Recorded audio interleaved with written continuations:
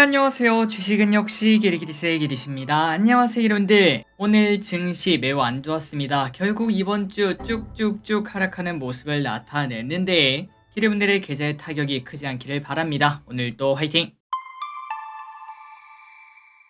자, 오늘 코스피는 0.6% 하락, 코스닥은 1.6% 하락으로 코스닥이 더 큰 하락을 나타냈습니다. 그리고 오늘 상승보다 하락 종목이 거의 3배나 많아서 당연히 체감지수는 매우 안 좋을 듯합니다. 그래서 결국 코스피 오늘 또 하락하여 2525에서 마무리가 되었는데 결국 기어코 121선 찍고 반등을 했습니다. 그리고 삼성전자도 오늘 0.1% 상승으로 나름 양봉을 띄운 걸 볼 수 있습니다. 다만 코스닥은 조금 하락합니다. 코스닥은 868까지 하락했고 에코프로비엠 다시 0.6% 하락. 그래도 에코프로비엠 양봉을 띄웁니다. 매동은 나빴습니다. 개인만 매수, 나머지 전부 다 매도. 오늘의 증시 포인트를 보도록 하겠습니다. 어제 CPI가 미국 CPI가 공개가 되었는데 예상보다 높게 나왔어요. 그래서 어제 미국 증시는 장중 1% 정도 하락하는 모습을 나타냈었으나 하지만 다행히도 회복하고 마무리가 되었습니다. 그럼에도 불구하고 우리나라가 이렇게 빠져서 좀 기분이가 나쁘네요. 어쨌든 CPI가 예상보다 높게 나왔고요. 그 다음에 마이크로소프트 드디어 애플의 시가총액을 장중 한때 따라잡았다고 합니다. 마지막에는 다시 또 재역전 되긴 했지만 아마도 얼마 지나지 않아서 완벽하게 역전을 할 것으로 보입니다. 다음으로 지정학적 리스크가 엄청나게 나오고 있습니다. 홍해에 이어 호르무즈 해협에 부는 전운 요런 얘기가 나오고 있죠. 해운 관련주, 유가 관련주, 방산 관련주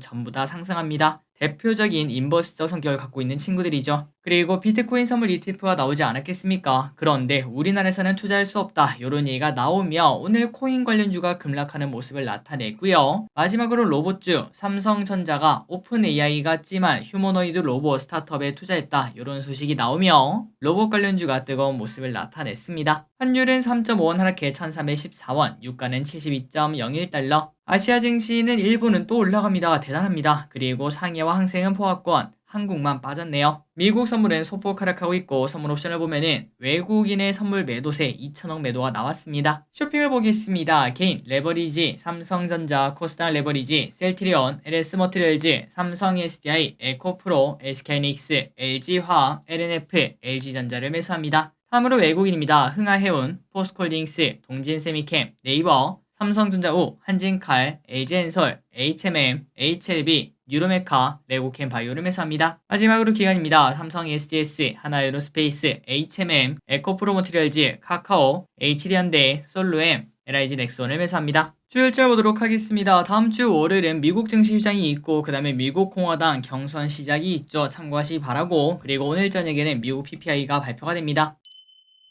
오늘의 섹터입니다. 비트코인, 6G, 로봇. 비트코인 관련주가 많이 하락합니다. 국내에서 비트코인 현물 ETF 거래 금지 이런 얘기가 나오며 위지트 16% 급락, 하나투자증권 14% 급락, 대성창투 16% 급락, 갤럭시아 머니터리 7% 급락합니다. 해운 물류 관련주 급등합니다. 미국, 영국이 후티를 공습하고 그 다음에 이란은 미국 유조선을 납포하고 갑자기 미국 대사관이 공격을 받고 등등 국제적 긴장감이 고조가 되며 흥하해운 상한가 도착, 대한해운 14% 상승, KSS 해운 5% 상승, HMM 5% 상승, 태웅로직스 26% 상승, 동방 11% 상승합니다. 그리고 정유 유가 관련주 당연히 좋은 흐름을 나타내고 우리가 지난주에 이미 공부했었습니다. 흥구석유 겉터양 한번 터뜨렸었고 그리고 증시가 안 좋으면 안 좋을수록 인버스적 성격을 가지고 급등할 수밖에 없다는 거 지속적으로 올라가는 모습을 우리가 확인할 수 있습니다. 흥구석유 20% 상승, 한국석유 10% 상승, 중앙에너비스 6% 상승, 대성에너지 8% 상승, 그리고 방산주 이 친구도 마찬가지입니다. 김정은이 한번 난리칠 때마다 올라갔었는데 그 이후에 계속 올라가고 있네요. 빅텍 7% 상승, 코츠테크놀로지 5% 상승.